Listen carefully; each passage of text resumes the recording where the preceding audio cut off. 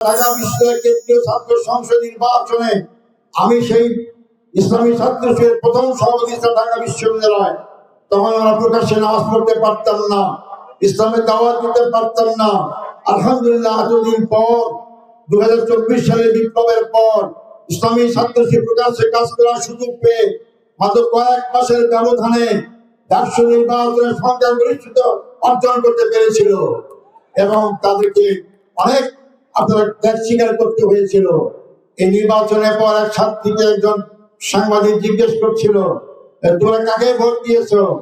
ইসলামী ছাত্র শিবিরকে। বলে ইসলামী ছাত্র রক কাটে, ও তোমাদের ঘর থেকে বের করতে দেবে না। রক কাটে কিনা আমি জানি না, বোরকা পড়তে বলবে কিনা আমি জানি না, তবে তাদের কাছে আমি নিরাপদ। তার মানে ইসলাম পন্ডিতের কাছেই মহিলারা সবচেয়ে বড় নিরাপদ। বিশ্ববিদ্যালয়ের ছাত্র তন্ত্রকে শক্তি যৌবন, তাদের কাছে যদি একজন তন্ত্রকে ছাত্র নিরাপদ থাকতে পারে, তাদের পিতা আমরা, আমাদের রক্ত অত গরম না। আমরা যদি দায়িত্ব পাই, সমগ্র বাংলাদেশের নারী সবচেয়ে নিরাপত্তা ভোগ করতে পারবে ইনশাআল্লাহ। আমাদের বলা হয় ক্ষমতায় গেলে হিন্দুদের কচুকাটা করবে। আমি বলতে চাই ব্যাখ্যা বেশি দেব না, ঘুন্ডিদের নাকি আমি অনেক মন্দির টন্দির ভাঙবো। একটু মনে করে দেখেন, যখন হাসিনার ক্ষমতায় ছিল দুর্গা পূজার সময় প্রায় মন্দির ভাঙা হতো, অগ্নি সংযোগ করা হতো, ইত্যাদি করা হতো। আর দোষ চাপাইতো ছাত্র শিবির জামাত ইসলামীকে, আমাদের গ্রেপ্তার করা হতো। এবার আমি বলতে চ্যালেঞ্জে বলতে চাই, কোন মিডিয়া বলতে পারে নাই 2025 সালে দুর্গা পূজা হয়েছে, বাংলাদেশের কোন জায়গায় একটি দুর্গা পূজা হামলা করা হয় নাই, মূর্তি ভাঙা হয় নাই। তাহলে আগে কারা করলো? যারা আগে করেছে তারা দেশ থেকে পালিয়ে গিয়েছে, তারা আজকে নাই যে হিন্দু নিরাপদ। ওদের জামাত ইসলামী ক্ষমতায় আপনারা সবচেয়ে নিরাপদ থাকবেন।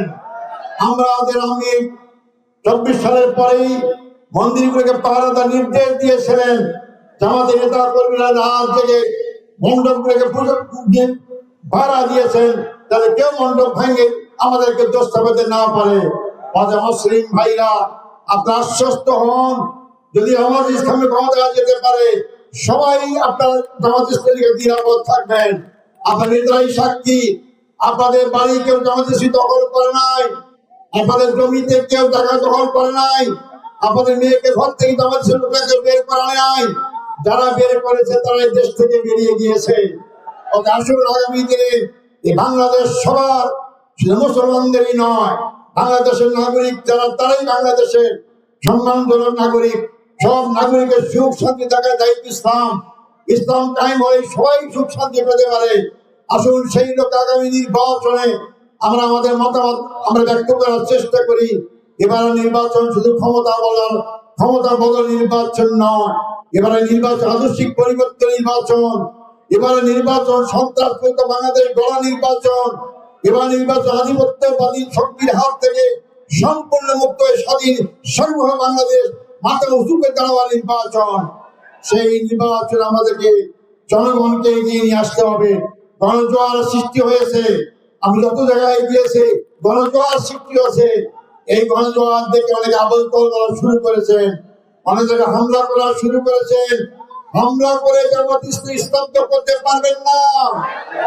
আপনারা তো যুবক এখানে আছে, বলতে চাই আপনারা যুবক পাহারা দেবেন প্রত্যেকটা ভোট কেন্দ্রে। আপনারা পাহারা দেবেন ভোট চুরি করার জন্য নয়, ভোট ডাকাতি করার জন্য নয়।